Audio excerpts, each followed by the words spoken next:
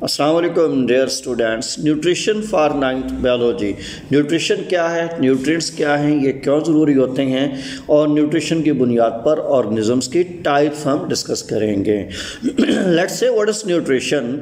The process in which food is obtained or prepared, absorbed and converted into body substances for growth and energy is called nutrition। Nutrition ऐसा process है जिसमें जानदार खुराक हासिल करते हैं, खुराक तैयार करते हैं, खुराक को एब्जॉर्ब किया जाता है, फिर एब्जॉर्ब फूड पार्टिकल्स को जिस्म के मुख्तलिफ हिस्से बनाने के लिए, स्पेशली ग्रोथ और जिस्म की एनर्जी के लिए, उन्हें मुख्तलिफ सब्सटेंसेस में कन्वर्ट कर दिया जाता है। न्यूट्रिशन तीन चीज़ों का नाम है। एक खुराक का हासूल, दूसरा खुराक को प्रिपेयर करना और तीसरा खुराक को एब्जॉर्ब करके मुख्तलिफ जिस्मानी साख्तें बनाना, ग्रोथ करना और बॉडी की एनर्जी में यूटिलाइज करना। So what is the purpose of the nutrition? Growth of a body and energy of the body. ये दो मेजर न्यूट्रिशन के पर्पस हैं। एक तो इसमें जानदार की ग्रोथ होती है, दूसरा जानदार न्यूट्रिशन से एनर्जी हासिल करते हैं।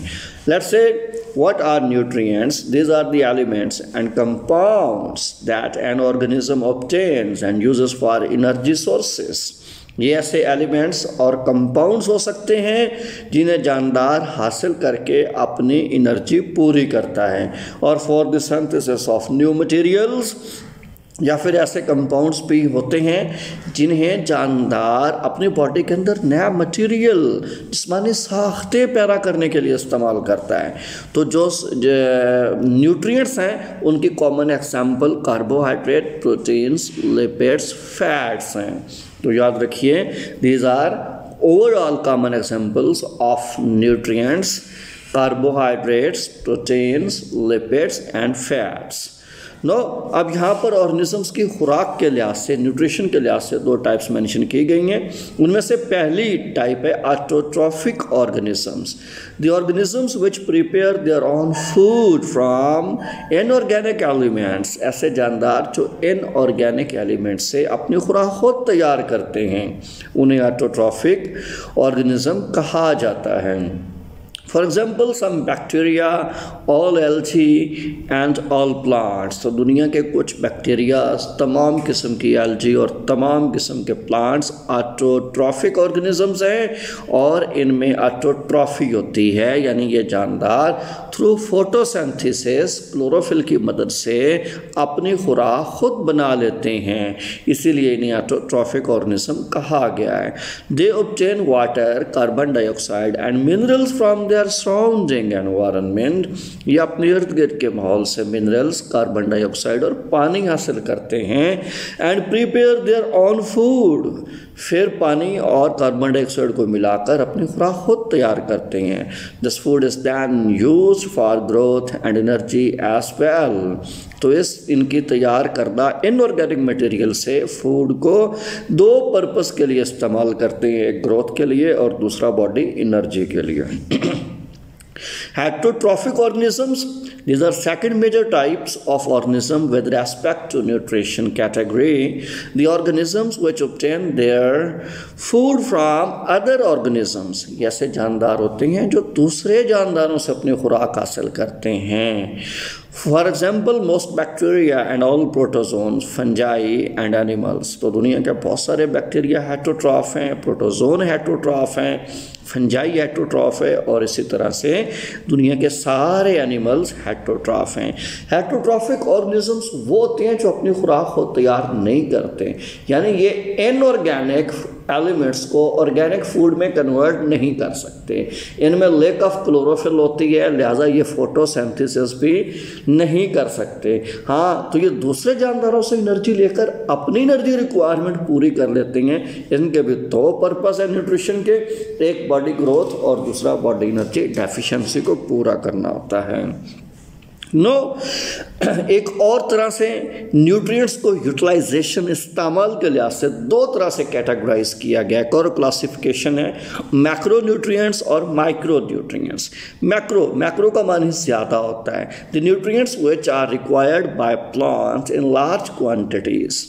तो ऐसी न्यूट्रिएंट्स जिन्हें पौधे ज़्यादा मिकदार में इस्तेमाल करते हैं मैक्रो न्यूट्रिएंट्स कहलाते हैं। तो प्लांट्स के अलावा एनिमल्स भी इन्हें ज़्यादा मिकदार में इस्तेमाल करते हैं।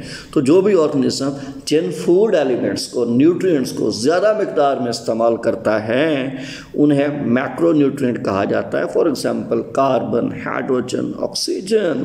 तो overall they are 9 in numbers, इनकी तादाद 9 होती है। आम मिसालें कार्बन, हाइड्रोजन, ऑक्सीजन वगैरह हैं। जबकि यूटिलाइजेशन ऑफ न्यूट्रिशन के लिहाज से second major category of nutrients is micro nutrients. Micro means smaller, कम, छोटा। The nutrients which are required by plant in small quantities. तो ऐसे न्यूट्रिएंट्स जिन्हें पौधे कम मिकदार में इस्तेमाल करते हैं माइक्रो न्यूट्रिएंट्स कहलाते हैं। तो कॉमन एग्जांपल में आयरन, बोरॉन, आयरन या बोरॉन आम मिसालें हैं। दीज आर 8 इन नंबर्स, इनकी तादाद अमूमन 8 होती है। तो याद रखिए टोटल ह्यूमन बीइंग के अंदर प्लांट्स के अंदर जो न्यूट्रिएंट यूटिलाइज हो रही हैं वो 9 + 8 यानी 17 है, जिनमें से 9 मैक्रो न्यूट्रिएंट्स हैं, ज़्यादा मिकदार में प्लांट्स इस्तेमाल कर सकते हैं, जबकि 8 माइक्रो न्यूट्रिएंट्स हैं जिन्हें प्लांट्स कम मिकदार में इस्तेमाल करते हैं। यहाँ थोड़ा सा टेबल दिया गया है, मुख्तसर सा है, माइक्रो और मैक्रो के लिहाज से उनके फंक्शंस हैं। मैक्रो न्यूट्रिएंट्स जिन्हें प्लांट ज़्यादा मिकदार में इस्तेमाल करते हैं, सबसे पहला है phosphorus. It's a component of ATP. ATP में पाया जाता है, न्यूक्लिक एसिड्स में होता है और बहुत सारे कोएंजाइम इनके बने होते हैं। Necessary for seed germination. Phosphorus बीज के उगाव के लिए ज़रूरी है, फोटोसिंथेसिस के लिए ज़रूरी है और प्रोटीन बनाने के लिए भी ज़रूरी होता है। तो इसकी यहाँ पर कंपोजिशन और यूटिलाइजेशन मेंशन की गई है।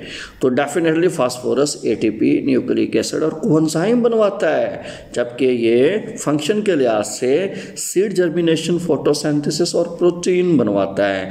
सेकंड यहाँ पर मैक्रो न्यूट्रिएंट पोटेशियम है। फंक्शन के लिहाज से regulates the opening and closing of the stomata. पहला फंक्शन है, ये स्टोमेटा को खोलने और बंद करने में हेल्पफुल होता है।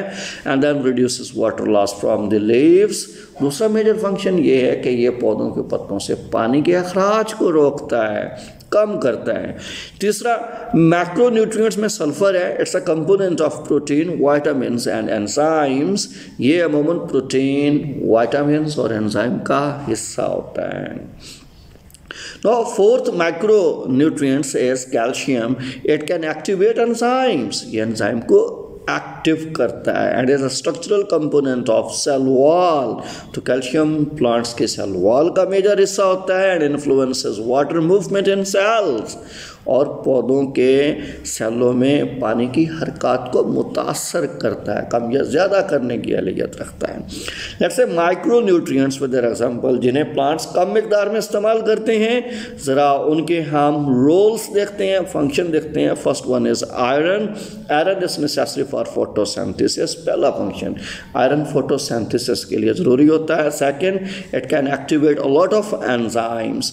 ये बहुत सारे एंजाइम को भी एक्टिवेट करता है। Second micronutrient is molybdenum. That's the component of an enzyme. ये एंजाइम का हिस्सा होता है that reduces nitrates into ammonia। और ऐसा एंजाइम जो प्लांट्स के लिए अमूमन that reduces nitrates to ammonia, जो नाइट्रेट को रिड्यूस करके अमोनिया बनाता है। It's important in building amino acids। और फिर मोलिब्डेनम ये प्लांट्स में अमाइनो एसिड फॉर्मेशन भी करता है। Next boron, it's important in sugar transport. तो ये सेल वॉल्स और सेल मेम्ब्रेन में शुगर के ट्रांसपोर्ट के लिए बड़ा इंपॉर्टेंट होता है। एंड सिंथेसाइजिंग सर्टेन एंजाइम्स, चंद खास किस्म के एंजाइम का भी हिस्सा होता है। Next copper, that's the component of several enzymes. तो ये कोएंजाइम के तौर पे काम कर रहा है। Manganese, that is involved in enzyme activity for photosynthesis. तो पौधों में फोटोसिंथेसिस करने वाले एंजाइम का नेसेसरी हिस्सा है, लिहाजा फोटोसिंथेसिस के लिए ज़रूरी होता है। रेस्पिरेशन के एंजाइम्स के लिए ज़रूरी है। नाइट्रोजन मेटाबॉलिज्म, तो नाइट्रोजन मेटाबॉलिज्म में इस्तेमाल होने वाले एंजाइम्स के लिए भी मैंगनीज का होना इंतहाई ज़रूरी होता है। Next zinc, it is required in large number of enzymes, तो बहुत सारे एंजाइम की तादाद में जिंक इस्तेमाल होता है। Chlorine, it is also involve in osmosis of water, तो ये पानी की ऑस्मोसिस करवाती है। क्लोरीन वाटर ऑस्मोसिस के लिए नेसेसरी होता है।